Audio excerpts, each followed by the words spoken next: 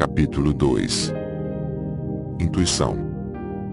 A intuição é um estado da mente que permite que o indivíduo sinta algo que parece ser conhecimento, mas não é totalmente confiável. Algumas pessoas confiam em suas intuições mais do que outras, e, dessas intuições confiáveis, algumas acabam sendo precisas, enquanto outras não. É óbvio que a capacidade de gerar palpites precisos e depois confiar neles e agir conforme essa intuição seria fantástica para produzir a sorte. As pessoas de sorte como um grupo têm essa capacidade em grau avançado. A intuição parece misteriosa, mas não é. Ela pode ser explicada em termos racionais. Melhor ainda, existem provas contundentes de que ela pode ser aprendida. Conrad Hilton, o homem do hotel, conquistou seu monumental sucesso em parte por causa de uma capacidade intuitiva tão refinada que às vezes parecia oculta. Ele sempre negou haver qualquer força paranormal atuando a seu favor ou em sua volta, mas às vezes admitiu ficar confuso. Na maior parte do tempo, consigo reconstruir as circunstâncias de um desses palpites, declarou uma vez, e normalmente entendo em linhas gerais de onde eles vieram. Quero dizer, consigo explicar, não completamente, mas o suficiente para que não pareça tão estranho. Houve momentos, entretanto, em que não consegui encontrar uma boa explicação. Ele estava tentando comprar um velho hotel certa vez em Chicago. O proprietário estava recebendo os lances lacrados com propostas de compra. Todos os lances seriam abertos em determinada data, e o hotel seria vendido para quem fizesse a maior oferta. Vários dias antes do prazo final, Hilton enviou a oferta de $165 mil. Ele foi dormir naquela noite sentindo-se ligeiramente perturbado. Na manhã seguinte, acordou com um forte palpite de que sua oferta não seria vencedora. Não me sentia bem, disse ele depois, impotente, quando pediram que explicasse a situação. Agindo com base nessa estranha intuição, ele apresentou outra proposta, $180 mil. Foi a melhor oferta. A segunda melhor oferta foi de 179,80 mil.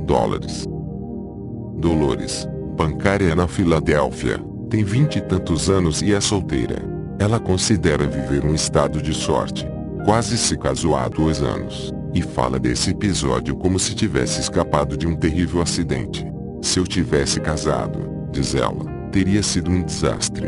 Ele se casou com outra mulher depois do que desmanchamos o noivado, e hoje está na cadeia e cheio de dívidas, tentando cuidar de um bebê, bebendo demais, da pior forma possível. Se não fosse pela graça de Deus. Alguns homens e mulheres parecem ter sempre azar no amor. Dolores considera-se sortuda, e atribui isso à sua intuição. Alguns o chamam de intuição feminina, mas acho besteira. Existem homens que têm intuição e mulheres que não têm. Como esse sujeito com quem quase me casei. Minha irmã gostava dele e minha mãe também. E a pobre mulher que acabou se casando com ele. Mas comigo foi diferente. Tive um pressentimento do nada. O homem, Ted, era gentil e encantador. Dolores o conheceu em uma festa dada por um de seus colegas de trabalho no banco. Ele disse que trabalhava para uma agência de relações públicas. Depois de um namoro muito rápido, ele a pediu em casamento, e ela aceitou. Eles se encontravam praticamente todas as noites depois do trabalho, geralmente reunidos em restaurantes perto do escritório dele ou dela. Até cerca de uma semana antes do casamento, eu estava apaixonada por ele, Dolores lembra. Mas uma noite tive uma intuição repentina. Ainda não sei como nem porquê. Era uma noite como qualquer outra. Estávamos jogando conversa fora, como qualquer casal, e fazíamos planos para o futuro. Bebemos algumas taças de vinho, e ele foi ao banheiro. Enquanto eu estava ali sentada sozinha à sua espera, este estranho pensamento surgiu: tem alguma coisa errada. Tem alguma coisa estranha. A parte lógica da mente dela, a parte que exigia fatos tangíveis, desprezou a intuição e procurou afastá-la de si. Mas ela voltou no dia seguinte. Impulsivamente, durante a sua pausa para o café no meio da manhã, ela ligou para o escritório de Ted. A mulher que atendeu disse: infelizmente, ele não trabalha mais aqui. Dolores ainda não tinha fatos específicos para apoiar sua intuição, mas sabia que esta ficava cada vez mais forte e estava mais detalhada do que antes. Ela pensou consigo mesma, Ted está metido em algum tipo de dificuldade financeira crônica. Se eu casar com ele, certamente terei problemas. Ela cancelou o casamento. Claro que foi horrível. O mais doloroso era que ela não tinha como oferecer a Ted qualquer explicação racional de seu desejo de terminar o noivado. Mas ela confiou no seu palpite e foi em frente. Ted desapareceu da sua vida. Ela conheceu alguns de seus amigos e conhecidos durante o namoro, e, ao longo do ano seguinte, tentou descobrir quem Ted realmente era. No fim, descobriu que ele era um jogador compulsivo. Ele estava afundado em dívidas com família, amigos, bancos e agiotas. Tinha sido demitido do emprego de relações públicas pelo fraco desempenho. Dizia no escritório que ia visitar um cliente e, em vez disso, passava o dia apostando em cavalos. 2 anos depois de Dolores dispensá-lo, ele foi condenado por falsificação de cheques e mandado para a cadeia. Azard é um corretor de ações aposentado. Ele tem bastante dinheiro. Quando as pessoas perguntam como também podem vencer no mercado de ações, ele indica o livro que escreveu, Confessions of a Wall Street Insider. O livro, como o próprio Azard, é espinhoso e argumentativo, e não foi bem recebido em Wall Street quando lançado, alguns anos atrás. Um de seus principais temas é que pequenos investidores, como você e eu, não teremos muito a ganhar se contratarmos serviços de consultoria, estudarmos as estatísticas de mercado, analisarmos gráficos, ouvirmos previsões econômicas de Washington ou aplicarmos a lógica de qualquer outra forma. Azad sustenta que o mercado é um mecanismo da emoção e não da razão, e, portanto, seus movimentos não podem ser previstos por meios racionais. Como então podem ser previstos? Às vezes, diz Azad, por pura intuição. Levei muito tempo para aprender a confiar nos meus palpites, ele me disse uma vez. Quando cheguei ao Wall Street na década de 1950, passei por todas as etapas racionais, analisei o PIB etc. Mas se eu tivesse lançado uma moeda para decidir em que investir, teria dado no mesmo. Várias vezes me vi indo contra um palpite, e acabava sempre me arrependendo. Todos os grandes especialistas estavam dizendo que o mercado ia subir, todos eles munidos das razões mais lógicas e racionais possíveis, e eu apostava com eles mesmo se achasse que estavam errados. No fim, eles estavam errados, não sempre, mas um número suficiente de vezes para me fazer duvidar da lógica. Finalmente, pensei, ora, se essas técnicas racionais não são melhores do que julgar uma moeda, meus palpites não podem ser piores. Comecei a ouvir meus palpites e não me arrependo. Azar teve um grande palpite no final de 1968. Ele não sabe ao certo quando o palpite começou a importuná-lo, mas se lembra de tê-lo articulado pela primeira vez em uma sexta-feira à noite, no Oscars Delmonico, um ponto de encontro histórico não muito longe da Bolsa de Valores de Nova York. Tinha sido uma semana agitada, com grande volume de negociação nas bolsas, e o bar estava lotado de corretores, especialistas, operadores de fundos, especuladores e outros profissionais da área, alguns deles bêbados, a maioria deles felizes, todos falando alto e ao mesmo tempo. Eu estava bebendo com 2 amigos, Azad recorda, mas eles saíram e me deixaram sozinho. Minha esposa estava na costa oeste naquela semana visitando a família. Eu não queria ir para casa, então fiquei no bar para outra rodada. Eu estava ali no meio daquela multidão com meus próprios pensamentos quando de repente um baixinho ao meu lado, um sujeito que eu nunca tinha visto antes, nem nunca mais vi depois daquele dia, se virou para mim e disse: "Nossa, como o mercado está aquecido, não acha?" Ele estava sorrindo de orelha a orelha e pareceu contente a ponto de subir no balcão e sair dançando. Bem, eu também deveria estar feliz. Ganhei tanto dinheiro na década de 1960 que é até imoral, e 1968 pareceu o melhor ano de todos os tempos.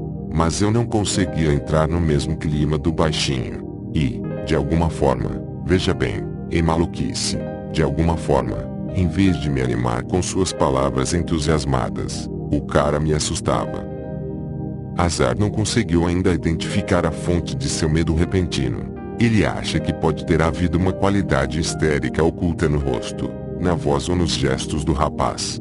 O que quer que fosse, reforçou a sensação que vinha me incomodando havia semanas. Quando olhei ao redor do bar para todos os outros caras falando alto, senti a mesma coisa assustadora no ar. A única maneira que posso descrever esse sentimento é que ele me lembrou de quando meus filhos eram pequenos e costumávamos construir torres de blocos de madeira coloridos. Fazíamos competições entre nós. Nós nos revezávamos para construir a torre, um bloco de cada vez. A torre ia crescendo e ficando cada vez mais oscilante. Quem colocasse o último bloco e derrubasse a torre perdia. A sensação que tive no bar era a mesma de trabalhar em uma torre alta.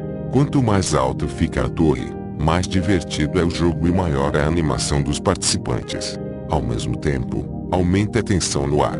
Você sabe que a torre vai cair muito em breve.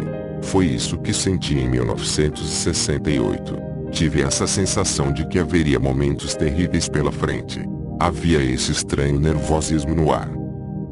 Poucos analistas racionais estavam fazendo previsões desse tipo quando 1968 terminou. Hazard, no entanto, vendeu quase todas as suas ações. O mercado começou a cair logo depois. Em meados de 1970, a maior parte das ações de Hazard valia menos de metade do valor pelo qual ele as tinha vendido. Algumas ainda não tinham recuperado o valor na primeira edição deste livro.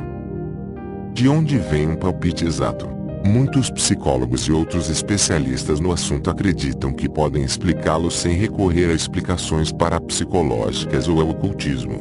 Basicamente, a teoria é a seguinte: uma intuição é uma conclusão que se baseia em dados perfeitamente reais, em fatos objetivos que foram observados, armazenados e processados em sua mente.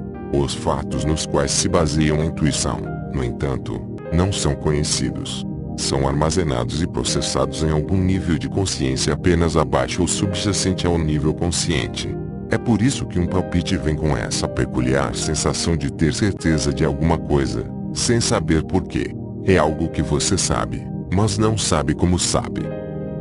Entre os mais articulados estudiosos desse intrigante tema está um psicólogo de Nova York, Dr. Eugene Gendlin, de ascendência russa, moreno e elegante. Dr. Gendlin passou a maior parte de sua vida profissional estudando esse nível não muito consciente da consciência.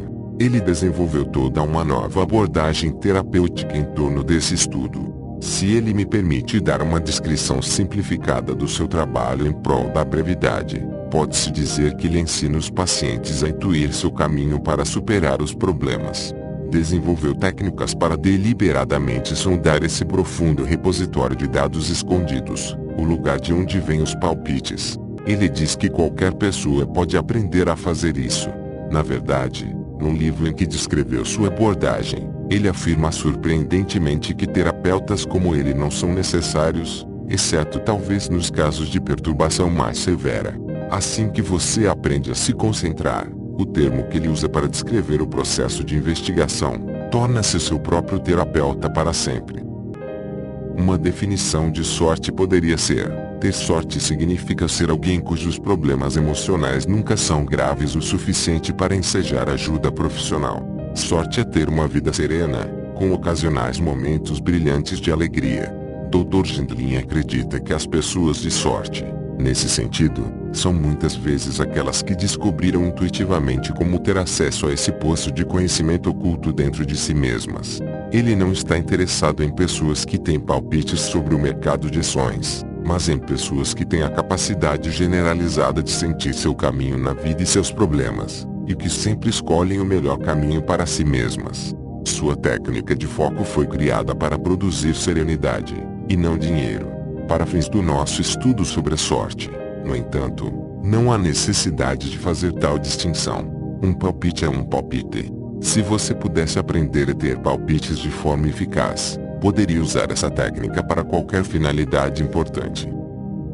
Gendlin, ao explicar sua abordagem, começa salientando que temos acesso a muito mais dados todos os dias do que pode ser armazenado em nossa mente consciente.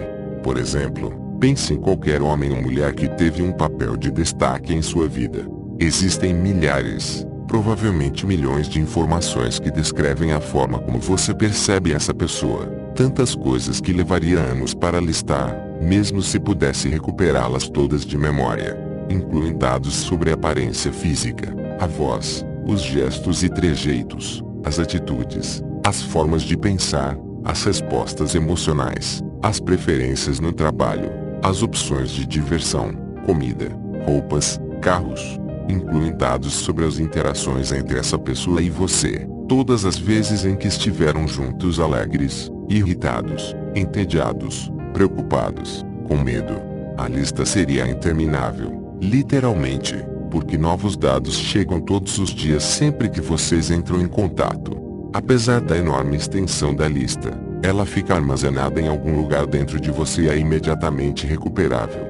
Se desviar agora e olhar do livro e invocar uma visão dessa pessoa, ela aparecerá em sua mente inteira. Todos os dados estarão de alguma forma ali, tudo o que estiver relacionado a João ou Maria para você. De onde vieram os dados? Obviamente, não de sua própria mente consciente, nem do cérebro pensante, que processa dados isoladamente.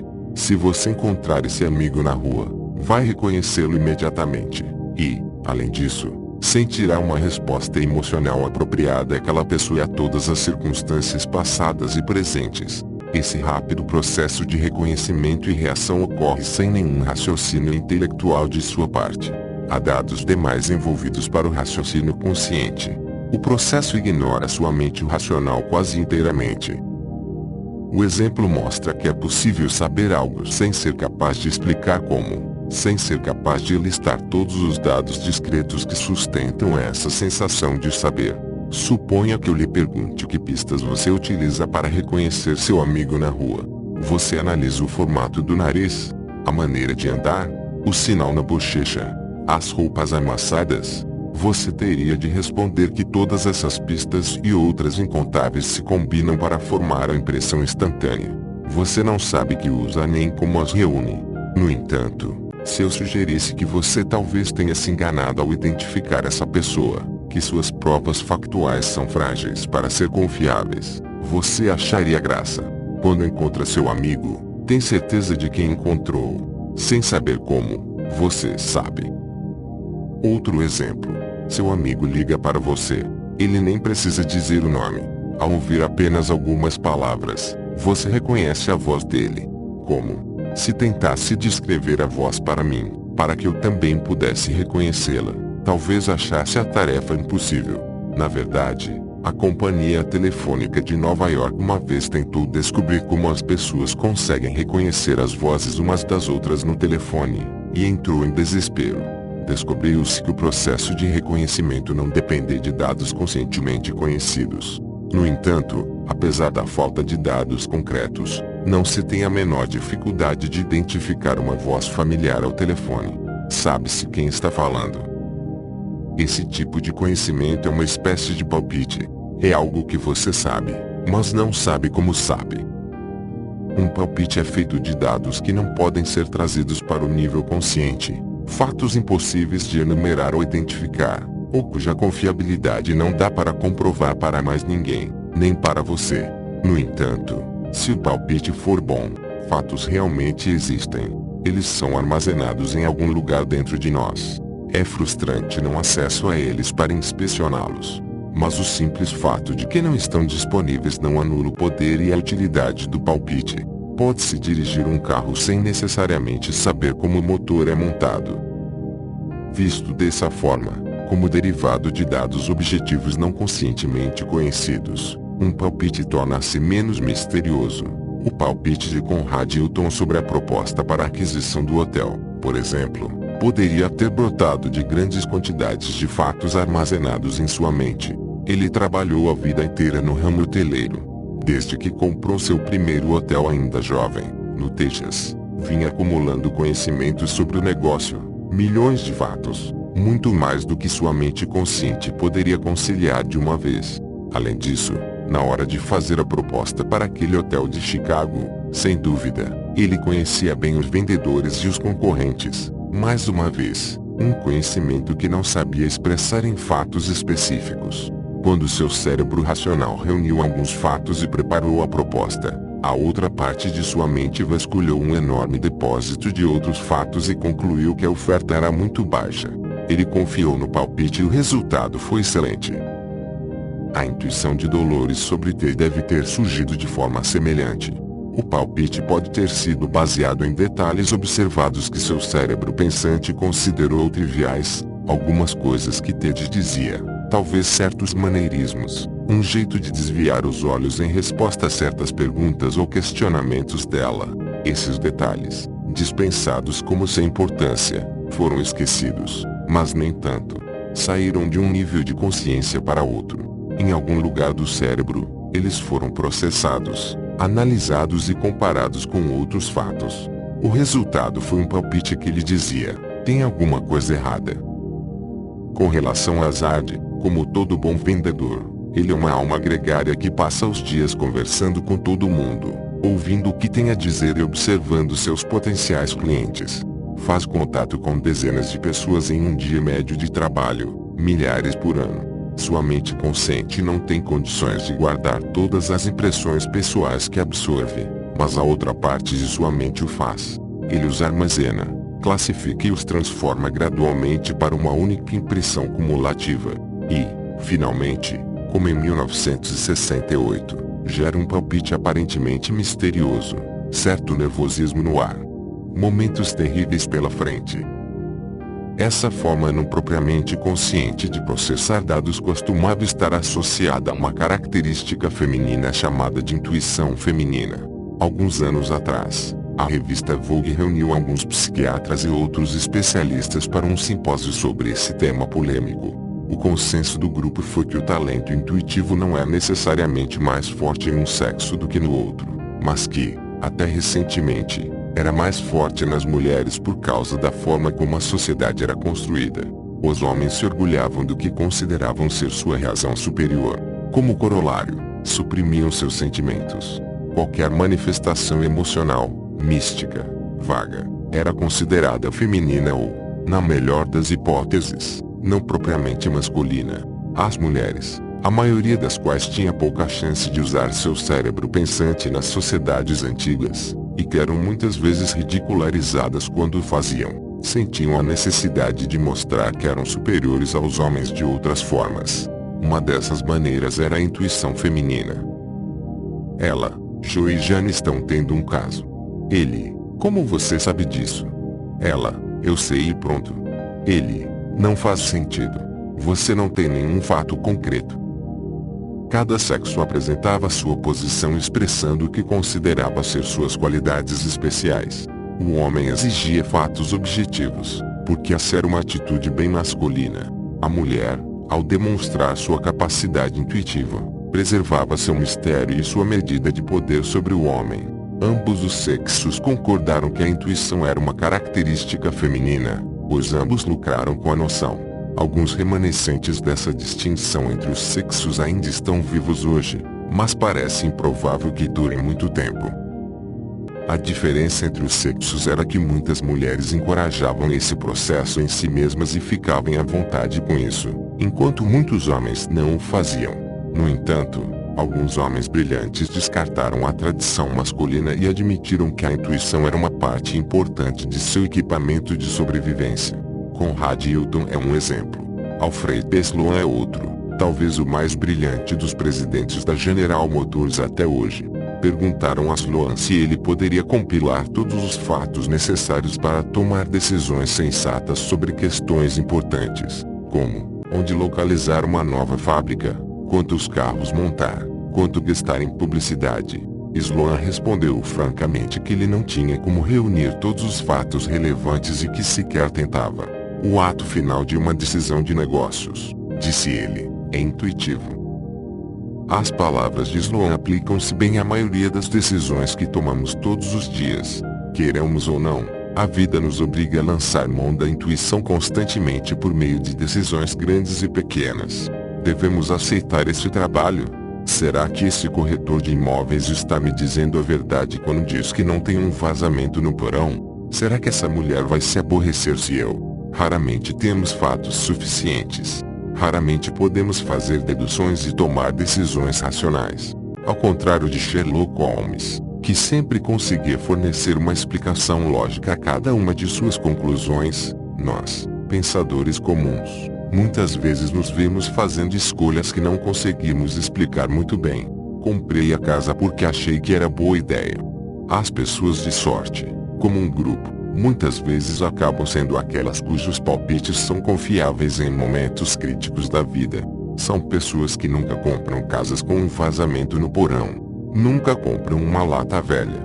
Nunca compram ações pouco antes da baixa. Nunca ficam presas nas filas mais lentas nos balcões dos aeroportos. A vida doméstica, social, sexual e econômica dessas pessoas é serena. Se deseja ter boa sorte, o talento intuitivo é um fator útil, se não essencial. Como desenvolvê-lo? Existem 3 regras principais a serem seguidas. Regra número 1. Aprenda a avaliar a base de dados. Um palpite surge do nada, uma forte sensação de que isso ou aquilo é verdade. Como saber se o palpite é confiável? A primeira parte da resposta, nas palavras de Hazard, é: eu me pergunto até que ponto a base de dados subjacentes é sólida. Obviamente, não sei em que fatos se baseia meu palpite e não tenho esperança de descobrir. O que posso fazer é perguntar se esses fatos existem. Pergunto: é concebível que eu tenha reunido uma gama abrangente de informações sobre determinado assunto sem perceber? Será que eu estava em posição de coletar esses fatos? Embora não os veja, é razoável supor que eles existem. Se a resposta for sim, e se o palpite for forte, tendo a confiar nele.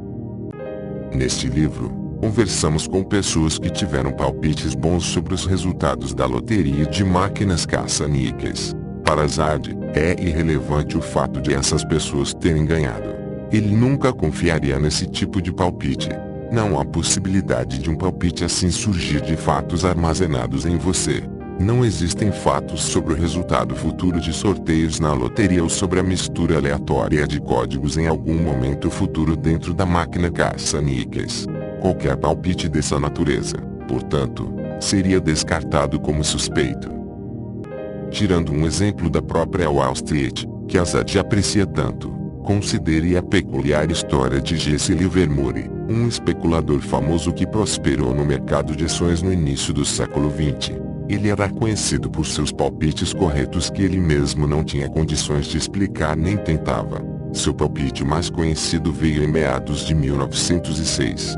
Sem saber o motivo, ele de repente ficou convencido de que o preço das ações da Union Pacific estava prestes a cair. Assim, procurou um corretor de ações e vendeu milhares de ações a descoberto. Para quem não está familiarizado com o jargão do mercado de ações, basta dizer que a venda a descoberto é uma manobra arriscada na qual o investidor pode ganhar muito dinheiro quando o preço das ações despenca, mas que pode levá-lo rapidamente à falência, caso o preço suba.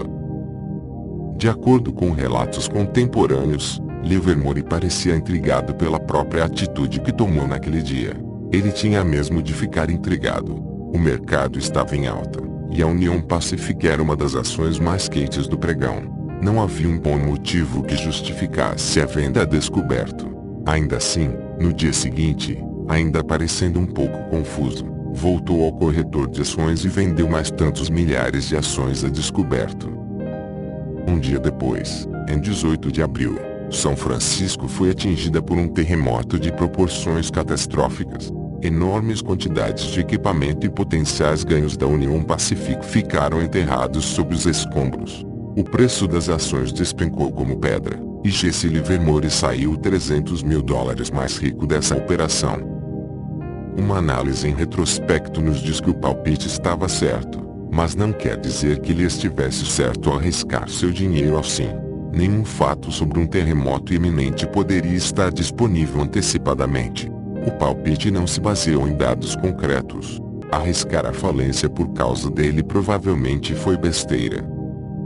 Na verdade, Livermore foi à falência mais de uma vez na sua vida agitada. Seus palpites nem sempre foram bons, sobretudo no fim da vida.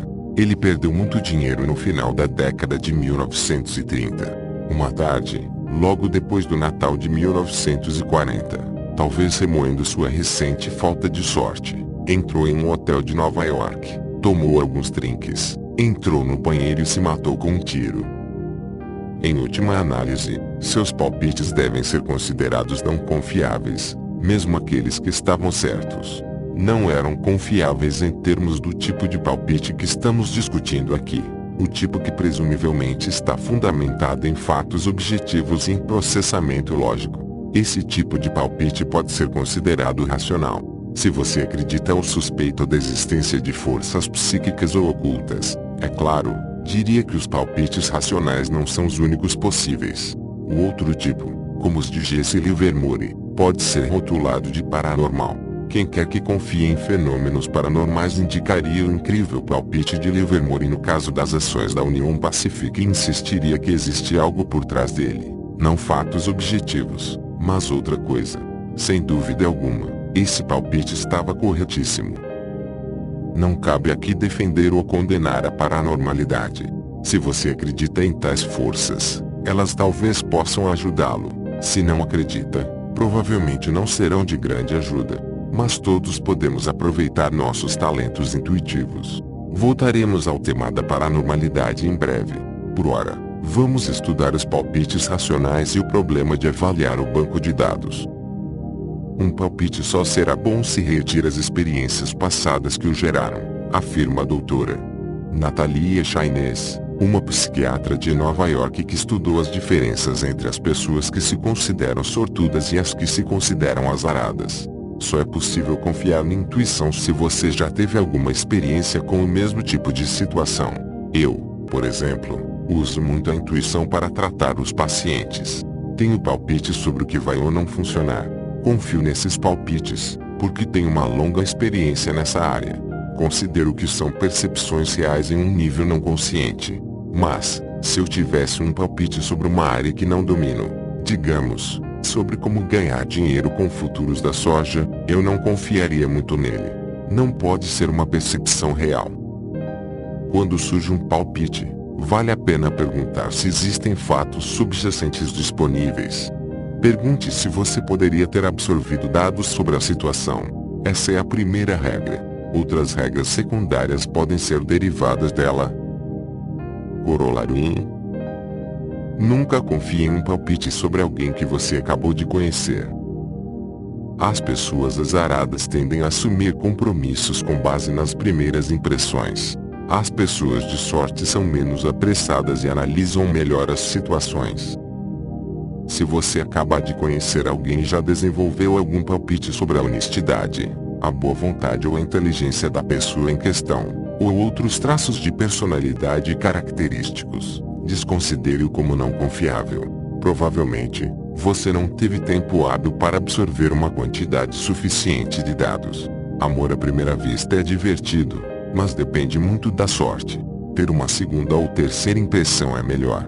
A análise em retrospecto, quando revela alguma coisa que não foi vista em um primeiro contato, pode ser dolorosa. Nunca comprometa seu dinheiro ou suas emoções com base em um palpite à primeira vista. Vamos supor que você queira comprar um carro novo. Vários modelos e fabricantes atraem sua atenção. Sua principal preocupação é com a qualidade e a prestação de serviços de manutenção. Quando algo dá errado com seu carro novo, como saber como será tratado? Um representante de vendas impressiona por ser honesto, sincero, disposto a se empenhar para lhe agradar.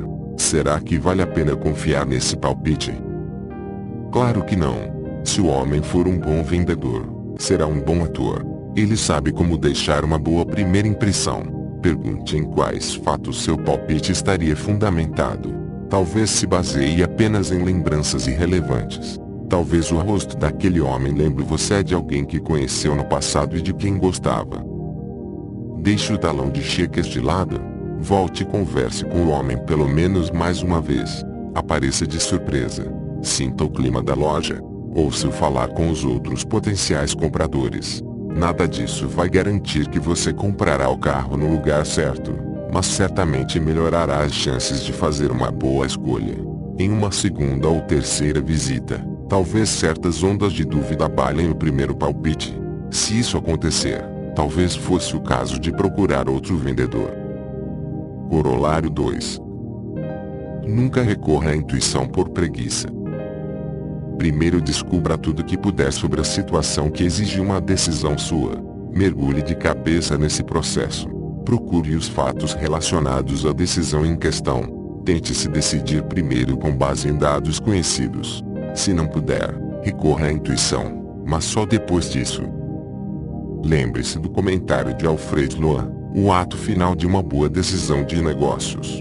A palavra final é importante. Para que esse ato final gere resultados úteis, é preciso trabalho e dedicação.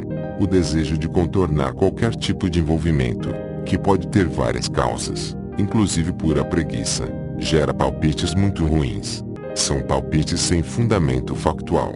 Na verdade, sequer são palpites. São apenas devaneios. Uma pessoa que defende esse ponto é o psiquiatra da Universidade da Califórnia, o Dr. William Boyd, que lecionava em um curso chamado Apostas, Riscos e Investimentos Especulativos. O Dr. Boyd é fascinado pelo fenômeno da intuição. Ele o estudou, particularmente entre jogadores compulsivos, que quase sempre usam seu talento intuitivo de forma equivocada, e, quase sempre perdem. Existem muitas teorias sobre os tormentos emocionais enfrentados pelos jogadores compulsivos e pelas pessoas que atraem acidentes e outras azaradas. Uma teoria defendida, em qualquer festa em que o assunto vem à tona, é que essas pessoas alimentam um desejo inconsciente de punição e autodestruição e, assim, fazem de tudo para criar situações em que acabarão se dando mal. Esse desejo de autopunição pode existir em algumas pessoas, mas são poucas as evidências para comprovar a teoria. Em todas as minhas pesquisas sobre a sorte, em diferentes histórias de vida e teorias, nunca conheci ninguém que quisesse perder. Os achados do Dr. Boyd parecem muito mais fáceis de aceitar. Ele afirma: os jogadores compulsivos em geral são pessoas que, entre outras coisas, não gostam de trabalhar. Muitos trabalharam e se esforçaram bastante no passado, mas a recompensa foi muito ruim. Eles se sentiram otários. Seu pior medo é se sentirem assim de novo. Por isso relutam em empenhar qualquer esforço às suas atividades. Querem as coisas sem fazer nada em troca. Dependem do que chamam de palpites, premonições vagas que, em geral, acabam sendo equivocadas, é claro. O Dr. Boyd já afirma que uma vez teve um paciente que, durante determinado período, estudou e usou com sucesso o sistema torpe de contagem de cartas no jogo 21, inventado por um matemático, o professor Edward Thorpe. Funciona tão bem que o pessoal dos cassinos desencorajam seu uso de forma bem rude e chegam até a retirar um contador do recinto quando conseguem identificá-lo. No entanto, dominar o sistema requer trabalho, horas e horas de muito empenho. Meu paciente finalmente abandonou a tática, afirma Dr. Boyd. Ele admitiu que dava trabalho demais. Voltou ao velho sistema de confiar nos seus palpites e perder. Todas as vezes em que você pensar em agir com base no que considera um palpite, pergunte-se com toda a sinceridade se está inventando uma desculpa para evitar um estudo mais completo, ou para evitar as pessoas que poderiam responder às suas perguntas. Palpites falsos desse tipo geraram rios de lágrimas em Wall Street, por exemplo. Você pode sonhar em ter o tipo de sorte de Jesse Livermore, ou a precognição, ou o que quer que seja, mas contar com isso seria tolice. É comum encontrarmos especuladores fracassados que confiam nesse tipo de palpite. Pessoas assim dizem a si mesmas: tenho um palpite que as ações subirão, e compram sem fazer qualquer pesquisa mais aprofundada sobre os preços daquelas ações. Isso ajuda a explicar os motivos do fracasso. Um palpite sem uma base sólida de dados por trás não é racional. Uma excelente descrição de um palpite de sucesso foi apresentada pelo editor de finanças Chris Wallace em seu livro de 1975, The Last Days of the Club. Wallace conta a história de Frei Mates, um gestor de fundos mútuos que alcançou sucesso espetacular nos anos de especulação desenfreada da década de 1960. Um associado de Mates disse a Wallace: Frei observa determinada empresa durante muito tempo, coletando informações de revistas técnicas e de negócios, e de muitas outras fontes. De repente, ele recebe mais uma informação qualquer e anuncia que a empresa cheira bem, nas suas palavras. Quando ele tenta explicar o motivo, dá para entender 90% do que ele diz. Os outros 10% são muito subjetivos. E a área em que o artista entra em ação. E a área em que surgem os palpites.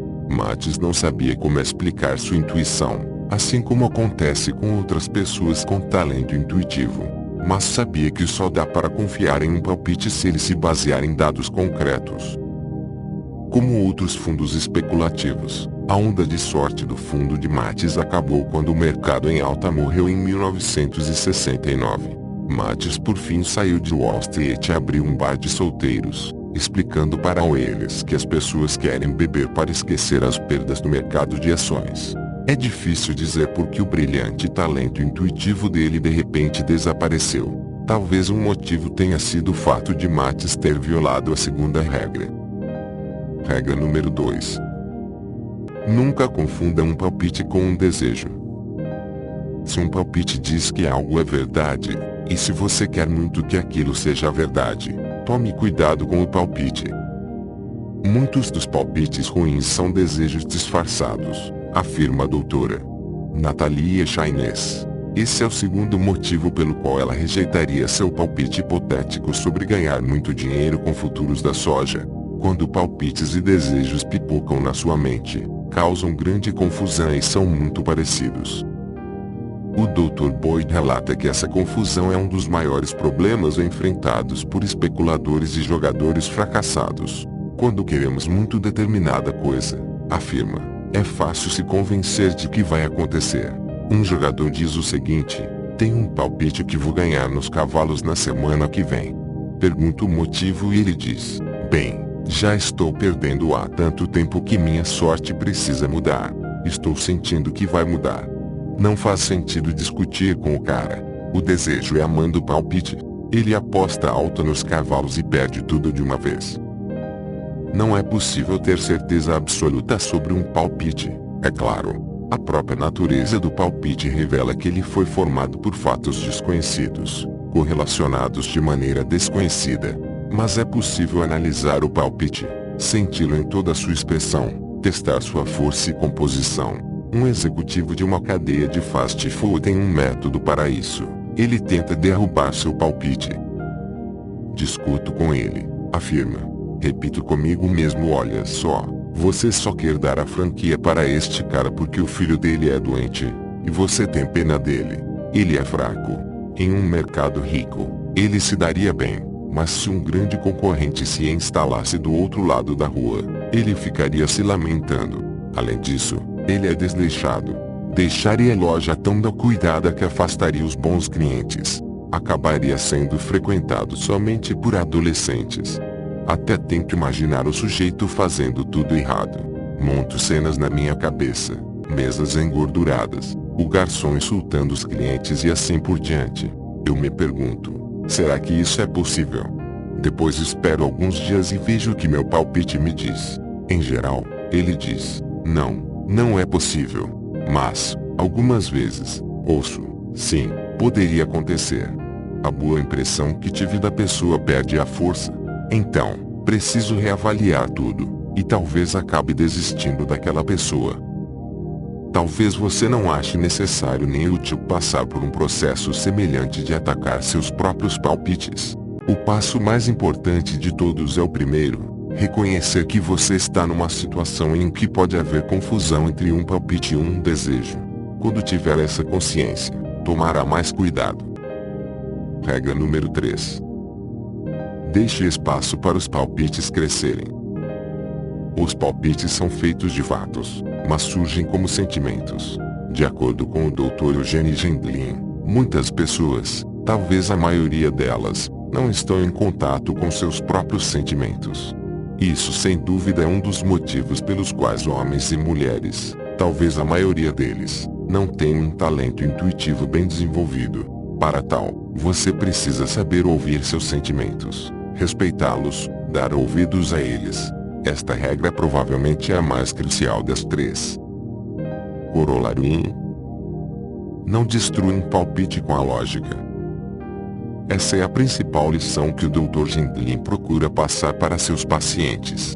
O problema dos pacientes é chegar à raiz de alguma dificuldade pessoal e sentir qual direção devem seguir.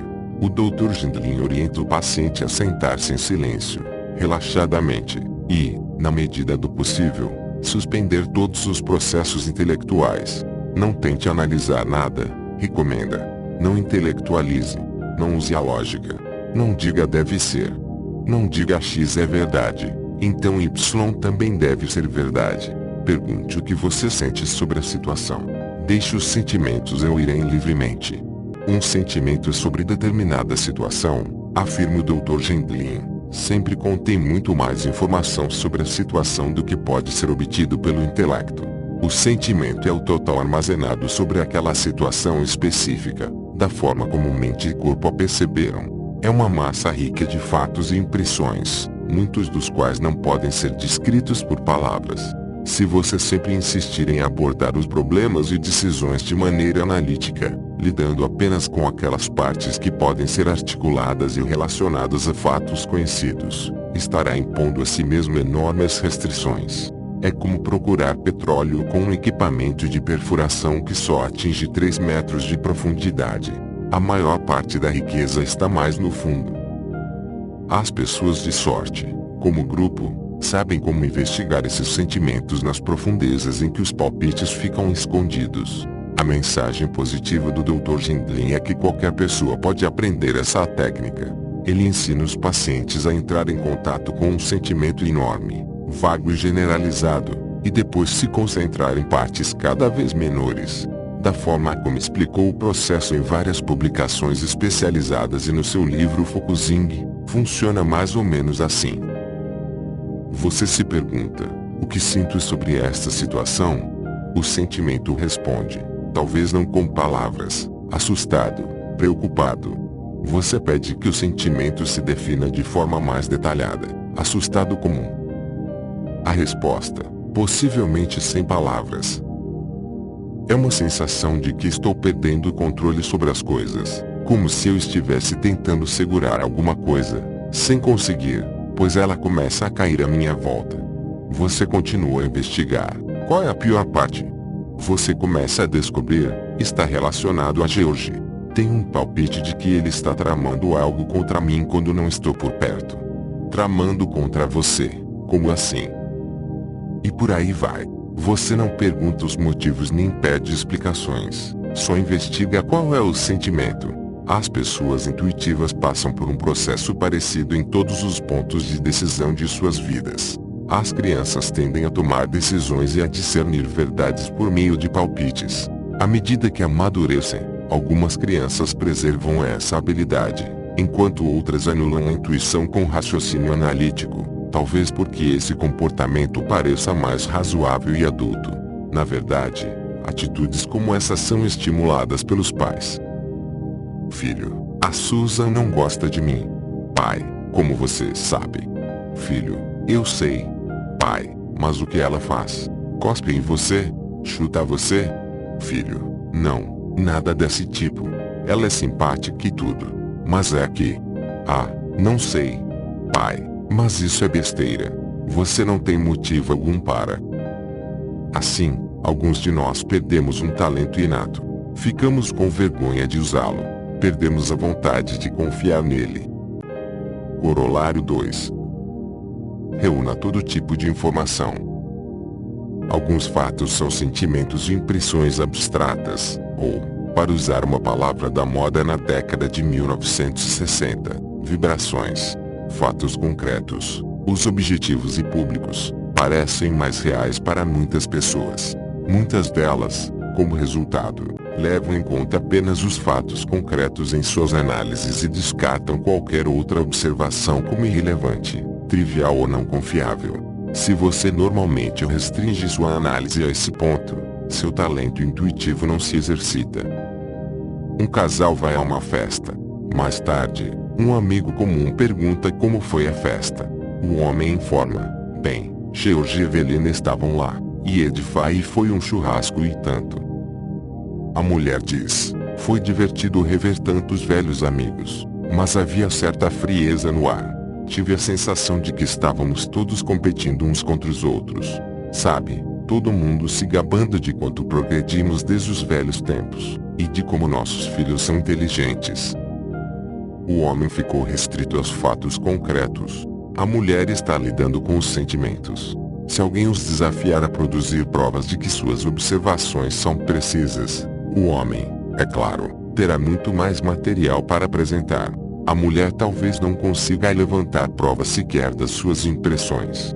É preciso coragem para reunir impressões que não podem ser sustentadas por provas concretas, e esse pode ser um dos motivos pelos quais o homem não o faz. Mas se esse casal mais tarde fosse chamado para tomar uma decisão difícil sobre alguém presente naquela festa, é provável que a intuição da mulher fosse um ponto de partida mais confiável. A capacidade de perceber vibrações melhora com a prática, afirma um psiquiatra de Nova York, o Dr. Abraham Weinberg. Muitos dos pacientes do Dr. Weinberg são corretores e especuladores de Wall Street. Ele passou boa parte da sua vida profissional tentando entender por que alguns deles têm palpites mais corretos sobre o mercado de ações do que outros, e conclui que os mais bem-sucedidos são aqueles que, entre outras coisas, reúnem impressões e fatos concretos para tomarem suas decisões.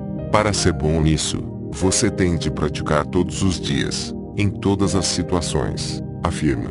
Continue se forçando a perceber mais do que consegue ver. Pergunte-se sempre, quais são as vibrações aqui, o que estou sentindo? Muitas pessoas debocham desse enfoque porque as vibrações não parecem eu ir dos 5 sentidos. Parecem ocultas, místicas. Mas as vibrações, ou impressões, se preferir, impressões variáveis, são bem reais. Para usá-las, você precisa ficar receptivo a elas. O Dr. Weinberg suspeita que essas vibrações às vezes podem ser parcialmente telepáticas na natureza. Como vimos, outros pesquisadores compartilham dessa visão. Mas ele admite que não é necessário explicá-las em termos de fenômenos extrasensoriais. Podem ser explicadas como algo normal, fatos observados que foram coletados em outro nível de consciência. Minha explicação preferida não recorre aos fenômenos psíquicos, e é por isso que prefiro chamar esses fatos de impressões, em vez de vibrações. Se você achar a ideia da percepção extrasensorial atraente, essa abordagem não faz diferença alguma. Qualquer que seja sua explicação favorita, o mundo dos sentimentos e das impressões existe. É um mundo bastante enriquecedor para todos aqueles que se derem ao trabalho de usá-lo.